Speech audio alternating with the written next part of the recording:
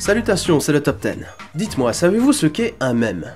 Pour ceux qui auraient répondu oui à cette question, êtes-vous vraiment sûr de savoir ce qu'est un mème? Non, parce que je vous pose la question puisque beaucoup de personnes aiment utiliser ce terme sans en connaître sa véritable signification. Ce qui fut également le cas pour moi, je ne vous le cache pas. Je vous ai d'ailleurs posé la question sur ma page Facebook, souvenez-vous. Beaucoup ont pris le temps d'y répondre, je les remercie au passage, et sans grand étonnement, certaines personnes n'ont pas répondu correctement à la question, et donc ne savent pas vraiment ce qu'est un mème. Enfin, ils croient savoir ce qu'est un mème. En effet, pour eux, le mème est quelque chose qui fait le buzz sur internet, comme une vidéo virale par exemple, et ayant pour but de faire rire. Cette affirmation est fausse. Pourquoi? Je laisse la parole à Théo, qui lui, semble avoir une bonne définition du terme. Un mème peut être n'importe quoi, un dessin, une phrase, un mot, une vidéo, un concept, etc. Le mème doit être repris, corrigé, déformé, croisé avec d'autres mèmes. Le plus important, pour qu'on puisse l'appeler ainsi, c'est qu'il doit évoluer et se faire modeler par un nombre d'individus, beaucoup d'individus. Il n'est pas forcément drôle et ne vient pas forcément d'internet. Pourquoi suis-je d'accord avec lui? Eh bien, revenons en arrière. Non, je me suis mal exprimé, revenons en arrière dans le temps. Voilà. Nous sommes en 1976. Richard Dawkins, un biologiste, éthologiste, vulgarisateur, théoricien britannique, publie Le gène égoïste, un livre faisant un parallèle entre l'évolution de la culture et celle des êtres vivants. C'est dans ce livre que le terme mème est né, qui désigne, je cite, un élément d'une culture pouvant être considéré comme transmis par des moyens non génétiques, en particulier par l'imitation. Un terme semblable homogène, donc correspondant à un caractère héréditaire transmis d'un être vivant à un autre, plus précisément des géniteurs à leur descendance. En résumé, selon Dawkins, si la génétique se base sur le concept de gène pour étudier les êtres vivants, il y a ce qu'il appelle la mémétique, à ne pas confondre avec mimétique, se basant sur le concept de mème pour étudier la culture. Donc si pour vous le concept de mème, c'est-à-dire le comportement de transmettre un élément culturel par l'imitation, est né sur internet, eh bien vous vous trompez. Mais je ne vous contredirai pas si vous me dites que c'est grâce à ce fameux réseau informatique que le concept en question est devenu populaire, et cela encore aujourd'hui. Bref, les mèmes sur internet peuvent se baser sur n'importe quel domaine, le jeu vidéo, la musique, la peinture, la télévision ou encore le cinéma. Ce qui me permet de faire enfin une transition vers le sujet principal de cette vidéo, qui d'ailleurs est un sujet plutôt vaste, le cinéma et les mèmes, ou autrement intitulé « Du cinéma aux mèmes ». Oh, il y a sans doute quelques mèmes tirés d'extraits de films qui vous viennent à l'esprit, non? Tenez, voici quelques exemples.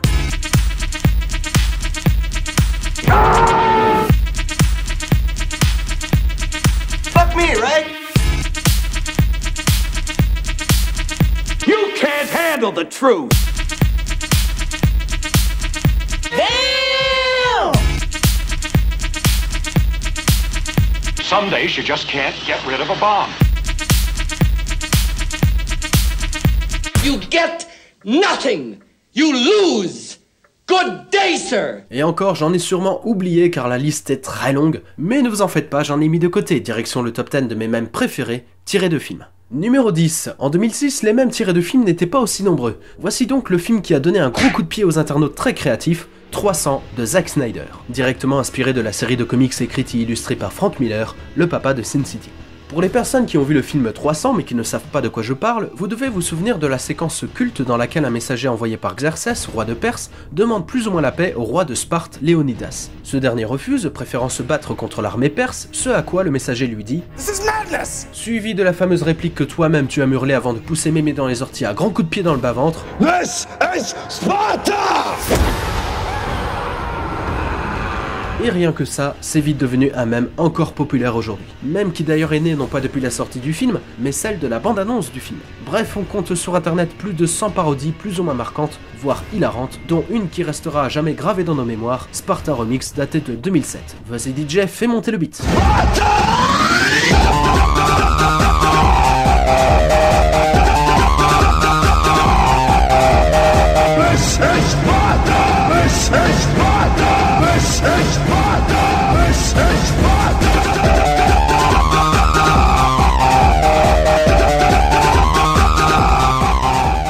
Numéro 9. Parfois les internautes aiment piocher dans les nanars afin de donner naissance à de nouveaux mèmes. Ce qui est le cas pour l'un des meilleurs pires films du cinéma, The Best Worst Movie, Troll 2 de Claudio Fragasso, sorti en 1990. Je sais ce que vous êtes en train de penser, s'il y a un 2, c'est qu'il y a évidemment un 1. Sauf que je vous arrête un instant pour un détail assez important à souligner, c'est que Troll 2 n'a absolument rien à voir avec le premier Troll sorti en 86. Et cela pour deux raisons évidentes. La première, c'est que Troll 2 s'intitule ainsi, tout simplement pour surfer sur la petite vague du succès du 1. Et la deuxième raison, c'est que justement, Troll 2 ne parle pas de trolls mais de gobelins, et parce qu'on t'emmerde. D'ailleurs, je me permets de profiter de cet instant pour vous ouvrir une petite parenthèse. Le premier troll met en scène le jeune acteur Noah Hathaway, déjà connu dans le rôle d'Atreyu dans l'Histoire sans fin, qui ici joue une nouvelle fois un rôle principal, celui de Harry Potter.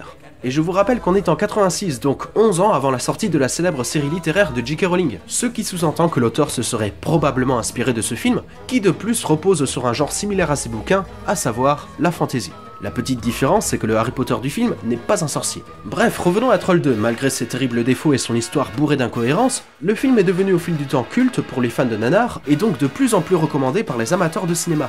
Et si vous êtes assez curieux pour découvrir ce film, faites-le vite. Je vous conseille d'ailleurs de le regarder en VF, c'est hilarant. Franchement, ça vaut le coup, et de plus, vous allez certainement reconnaître quelques voix célèbres, comme celle de Brigitte Lecordier, la voix de Oui Oui. Neil Bog.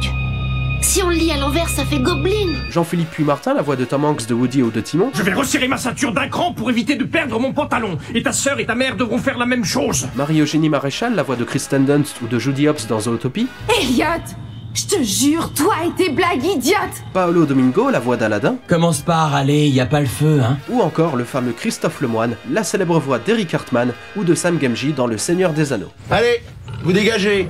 Vous rentrez chez vos parents ou je vous botte les fesses. D'ailleurs, ce personnage à lunettes, interprété par Darren Ewing, nous intéresse puisque c'est lui que l'on voit dans une séquence de nombreuses fois parodiée sur le net, qui va vous être présentée dans quelques instants. They're eating her. And then they're going to eat me.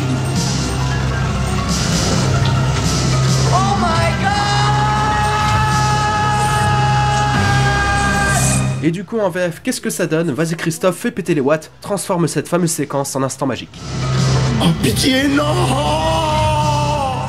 Numéro 8, parlons de Douce Nuit Sanglante Nuit 2, plus connu sous son titre original Silent Night Deadly Night 2, qui est cette fois-ci la suite de Silent Night Deadly Night, un film d'horreur sorti en 84 qui raconte l'histoire du jeune Billy, un enfant traumatisé par le meurtre de ses parents tués par un individu déguisé en Père Noël. Avec son petit frère Ricky, il grandit dans un orphelinat catholique dans lequel il est le souffre-douleur de la mère supérieure. Adolescent, Billy trouve du travail dans un magasin de jouets, retrouvant une vie paisible comme en témoigne cette séquence. Side of the door.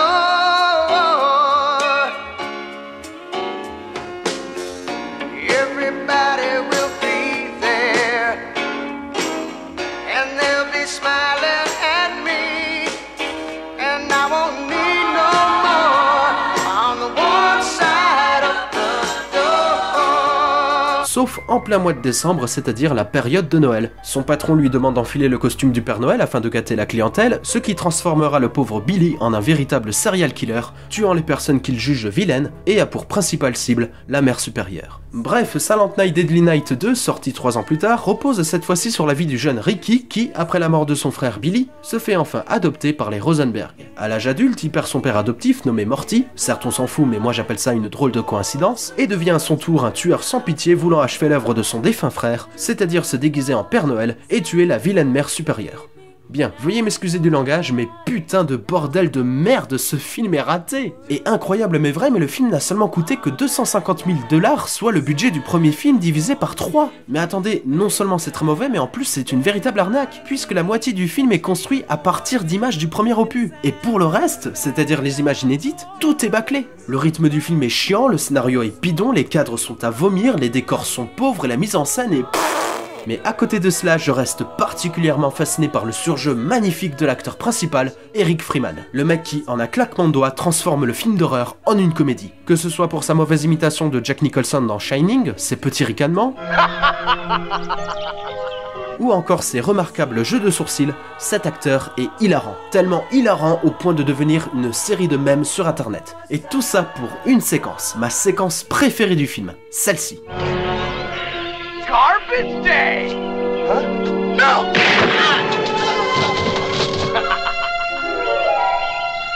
Numéro 7. Bon, d'un point de vue général, l'allemand, ça n'est pas votre shop de bière. Das ist nicht dein Bierkrug. Mais personnellement, je trouve que c'est une très belle langue. Pourquoi je vous dis tout ça? Parce que justement, beaucoup de personnes trouvent cette langue très moche et se permettent de s'en moquer gratuitement sur internet, ce qui pour moi n'est pas toujours très sympa. Mais quand le grincheux Adolf Hitler est dans les parages, je ne peux que les pardonner. Je vous présente alors l'excellent film allemand réalisé par Oliver Hirschbiegel, La Chute, ayant fait l'objet de nombreuses parodies sur la toile, et cela depuis 2006. Si la traduction du film vous passionne alors que vous ne comprenez pas un seul mot allemand, eh bien ce même est fait pour vous. Le but est simple, prenez la séquence culte du film, puis inventez des sous-titres. Das war ein Befehl! Der Angriff Steiners war ein Befehl! Verschickt sie! Die haben belogen, sogar ihr SS! Die gesamte Generalität des Entzweigers ein Haufen niederträchtiger, treuloser Feiglinge! Mein Führer, ich kann nicht zulassen, dass die Soldaten, die für Sie Bestimmt Feiglinge! Verräter, Versager! Mein Führer, was Sie da sagen, ist ungeheuerlich. Die Generalität ist der Geschmeiß des deutschen Volkes! Sie so lehren! Ce genre de parodie, devenu alors viral sur internet, aurait plu à Oliver Hirschbiegel lui-même, affirmant qu'on ne pouvait pas avoir meilleur compliment en tant que réalisateur. Mais pour Constantin Film, la boîte ayant produit le film, c'est une autre histoire. En 2010, la société a décidé de retirer toutes les parodies, plus particulièrement sur YouTube, pour des raisons de droit d'auteur. Et justement, depuis que YouTube est revenu sur la notion du fair use, c'est-à-dire l'utilisation raisonnable et limitée de contenu appartenant à un tiers, exemple à titre parodique, les vidéos ciblées ont refait surface. Conséquence, la réaction de Constantin Film a fait l'objet de nouveaux détournements, le principe même de l'arroseur arrosé. Numéro 6. Si vous aimez les films parodiques, vous devriez sûrement connaître les Zaz, un groupe composé de 3 réalisateurs américains, à savoir les fameux frères Zucker, David et Jerry Zucker, et Jim Abrahams. C'est à ce collectif que l'on doit le classique Y a-t-il un pilote dans l'avion, l'hilarant Top Secret avec Val Kilmer dans le premier rôle, et bien sûr la trilogie des Y a-t-il un flic avec le fameux Leslie Nielsen, adapté de la très sympathique série télévisée des Zaz, Police Squad, composée seulement de 6 épisodes. Et le film qui nous intéresse pour ce numéro s'intitule Y a-t-il un flic pour sauver Hollywood, le 3e volet de la fameuse trilogie, produit et écrit par les Zaz, mais réalisé par un certain Peter Segal. Il y a un truc qu'on retrouve fréquemment chez certains mèmes, c'est le fameux face-palme, un geste qui consiste à se couvrir le visage avec la paume de la main lorsqu'on est face à une situation gênante. Le mème le plus connu étant une image tirée de la série Star Trek avec le capitaine Jean-Luc Picard, interprété par Patrick Stewart, alias Professeur Xavier. Mais selon moi, la palme d'or du meilleur face-palme connu sur internet ou au cinéma revient à cet extrait du film de Segal. Bien sûr, l'extrait en question est très simple à placer, voici donc quelques exemples.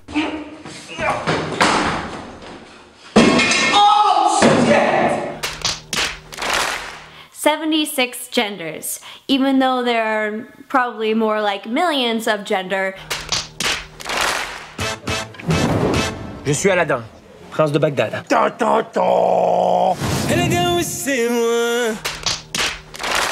Numéro 5. S'il y a bien un acteur aujourd'hui victime d'un nombre incroyable de mèmes, c'est bien Nicolas Cage. Alors, je sais que la filmographie de cet homme est assez bancale. Il y a des hauts et des bas, voire plus de bas que de hauts à partir des années 2000, mais pour être honnête avec vous, Nicolas Cage fait partie de mes acteurs préférés. Justement parce que parfois il joue bien, parfois il surjoue, et donc parfois il joue mal. Et le plus souvent, quand il se met à surjouer, il est à mourir de rire. Et c'est pour cela qu'il est devenu un mème, pour ses performances, certes très variées, mais avant tout, disons très spéciales. On le retient notamment dans The Wicker Man, remake du très bon film Le Dieu d'Osier sorti en 73. Deux scènes nous viennent à l'esprit. Tout d'abord, la meilleure scène du film, selon moi, avec Nicolas Cage déguisé en ours en train de foutre une grosse pêche à une nana. What is it? What's wrong, sister? Et bien sûr, la scène de torture avec les abeilles. Oh no, not the bees! Not the bees! Ah! Oh, my eyes! Eyes! Ah! Il y a aussi The Family Man avec la scène du cake, aussi parodiée de nombreuses fois sur le net depuis la publication d'une vidéo en 2010 comptant aujourd'hui plus de 12 millions de vues et réalisée par le dessinateur Harry Partridge.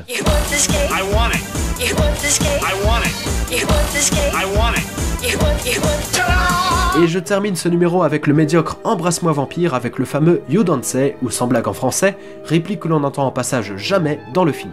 On a juste retenu la tête de Cage qui est à la fois drôle et effrayante. It's a horrible, horrible job, sifting through old contract after old contract. I couldn't think of a more horrible job if I wanted to. And you have to do it.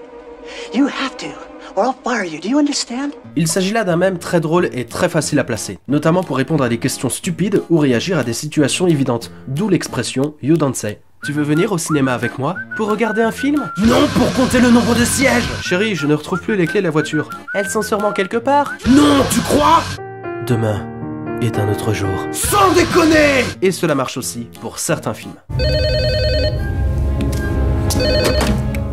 Grant, Monsieur Hammond, les téléphones marchent. Qui parmi vous peut me dire combien de sortilèges impardonnables y a-t-il? 3, monsieur. Et ils sont ainsi nommés parce qu'ils sont impardonnables. Anakin, par allégeance, je suis lié à la République, à la démocratie. Si tu n'es pas avec moi, Alors tu es contre moi. Qu'est-ce que c'est que ça?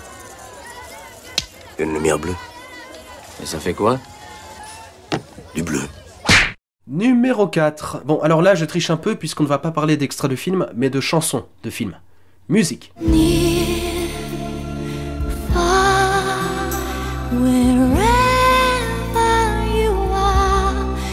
Et oui, mesdames et messieurs, ce que vous êtes en train d'écouter est bien la fameuse chanson thème de Titanic, My Heart Will Go On, je vous emmerde les puristes anglophiles, chantée par Céline Dion, écrite par Will Jennings et composée par le défunt James Horner, un de mes compositeurs préférés. D'ailleurs, petite anecdote, le réalisateur de Titanic, James Cameron, avait hésité à inclure la chanson dans le film. Non seulement il a trouvé un peu trop commercial, mais c'est surtout qu'à la base, il ne voulait pas de chanson. Mais le film coûtant dans les 200 millions de dollars, un des films les plus chers du cinéma donc, il était alors hors de question pour la Fox que le film devienne un énorme bide. Cameron a finalement accepté, la suite vous la connaissez, Céline Dion, Oscar, meilleur film de l'année, champagne pour la Fox, patati patata. Et arrivent les internautes qui aiment encore aujourd'hui se moquer librement du film, mais surtout de la chanson. On retrouve quelques pépites d'hilarité, comme par exemple cette catastrophique reprise à la flûte réalisée par Matt Mulholland.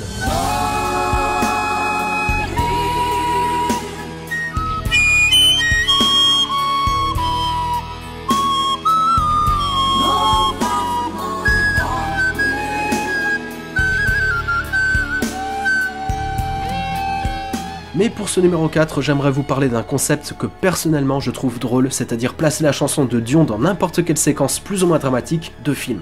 Un concept que les internautes aiment appeler Titanic Song Makes Everything Better.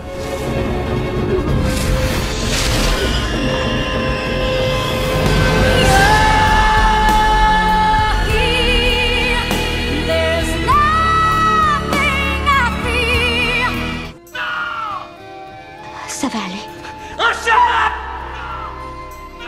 Harvey, c'est rien.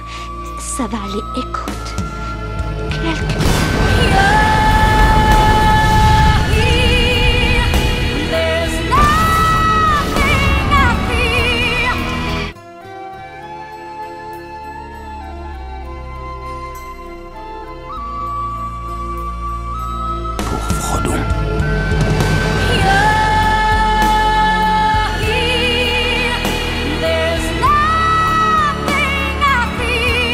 Et bien sûr, cela marche aussi pour 300.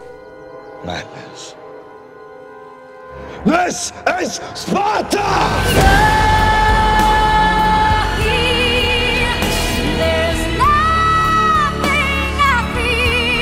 Numéro 3, pour ce numéro, on va parler de Star Wars. Et il existe aujourd'hui un nombre incroyable de mèmes tournant autour de cette grande série de films, constatez. You underestimate my power. You were the chosen one. Move along. Move along. Move along. I find your lack of faith disturbing. I felt a great disturbance in the Force. Cover me, Porkins. Why, you stuck-up, half-witted, scruffy-looking nerf herder. No disintegration. No different. Only different in your mind. I am altering the deal. Pray I don't alter it any further. That's impossible! It's an older code, sir, but it checks out. Mais on va plutôt se pencher sur une petite scène du Retour du Jedi, le 6e épisode donc, avec la réplique culte de l'amiral Akbar. It's a trap! Alors, il y a toute une histoire autour de cette réplique, mais cette fois-ci, je ne vais pas trop partir sur les détails. En résumé, elle a été de nombreuses fois déformée sur certains forums, donnant naissance à de drôles de débats devenus lourds au fil du temps, du genre « It's a trap »,« No, it's a trap »,« No, it's a crap »,« No, it's a slap », etc. Puis, quelques temps après, c'est devenu beaucoup plus drôle. Par exemple, il existe un grand nombre de vidéos utilisant ce fameux extrait de Star Wars comme élément de réaction pour signaler un risque, ou autrement dit, une forme de danger. Du coup, en plaçant l'amiral Akbar dans d'autres films par exemple, ça peut devenir très drôle. Cette fois c'est bon. It's a trap!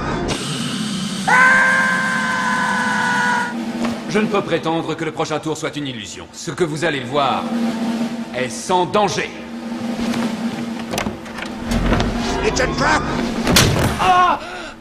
Oh! Windows, approche le défibrillateur de la table, vite! Il est à 2 doigts d'y passer. Tu y es? It's a trap! Et encore une fois, cela marche également pour 300. This is blasphemy! This is madness! Madness. It's a trap! This is Sparta! D'ailleurs, je l'ai oublié de vous en parler, mais des répliques cultes de films devenus des mèmes, il y en a pas mal. Mis à part le fameux This is Sparta de 300, il y a également You Should Not Pass hurlé par Gandalf dans Le Seigneur des Anneaux, Your Journey dans Shining, Clever Girl dans Jurassic Park, ou encore les répliques inoubliables du sergent Hartman dans Full Metal Jacket. What is that? What the fuck is that? Numéro 2, il y avait 2 films avec John Travolta que je regardais lorsque j'étais petit. Tout d'abord Grease, la comédie musicale tristement boudée aujourd'hui, et Allô Maman, ici bébé, une comédie, disons, familiale. Et c'est très tard que je me suis mis à regarder un autre film avec Travolta, le film culte, La fièvre du samedi soir, oui mais non, je ne pensais pas à ça du tout, Pulp Fiction, un de mes films préférés de Quentin Tarantino. Quand je vous parle de Pulp Fiction, vous pensez directement à l'excellent duo Travolta et Samuel Lee fucking Jackson, à la musique d'ouverture, au pauvre Marvin. Oh putain, le camp j'ai buté Marvin! Mais pourquoi t'as fait ça, putain? Ou encore à la scène de danse, bien évidemment.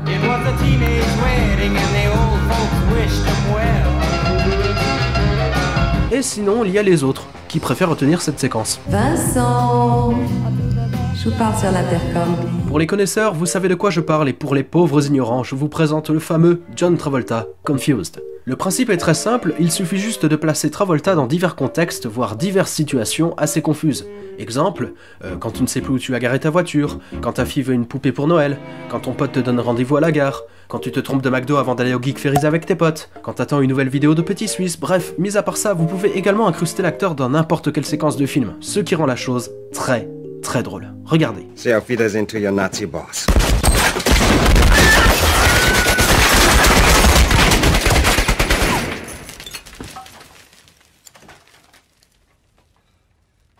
Look again. Who is it?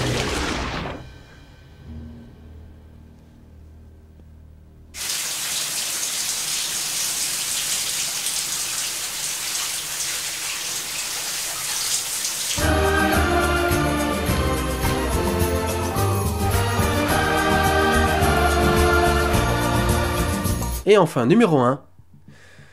Petit rappel, il s'agit là d'un top 10 personnel. Le même que je vais vous dévoiler est non seulement mon préféré, mais surtout il n'est hélas pas assez répandu sur le net, sauf erreur de ma part. Il ne s'agit pas là d'un mème tiré d'un film, mais d'un concept de mème parodiant plusieurs œuvres de fiction. The Alternate Endings, les fins alternatives. Bon, inutile de vous en dire plus, je pense qu'en voyant le nom, vous comprenez déjà le concept. Et si ça n'est pas le cas, eh ben regardez.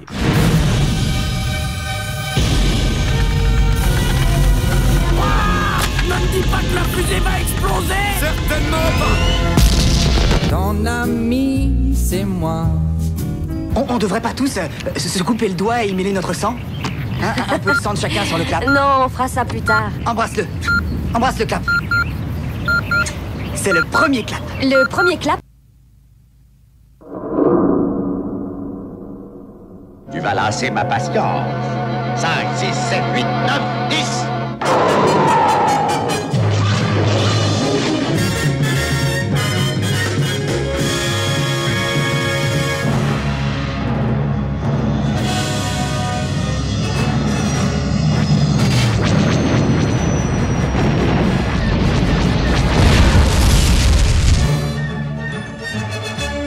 D'ailleurs, avant de finir, si vous aimez le principe, il existe une série de vidéos sur le net reprenant de grands films en imaginant une ou plusieurs fins alternatives sous un ton humoristique. Si vous ne savez pas de quoi je parle, eh bien je vous présente la web-série anglophone How It Should Have Ended, OHISHE pour les intimes. Are you a god? Yes? Oh, okay, well that's good. Uh-huh, well, we're all gods here. Come on down and we'll introduce you to everyone. What a relief. I thought I was the only one left. You know, I've been living in this crazy pyramid for 50... Hit the trap!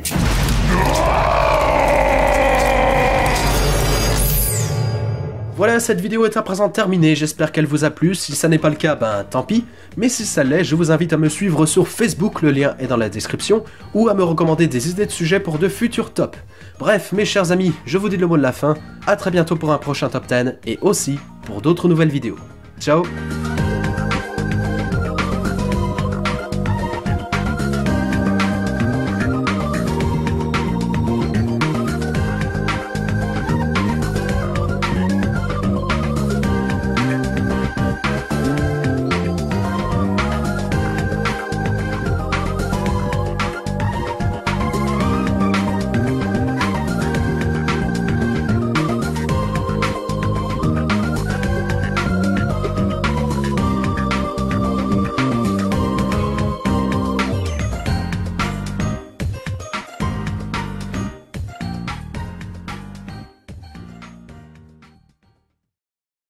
Monday, Tuesday, Wednesday, Thursday, Friday, Saturday. Garbage day!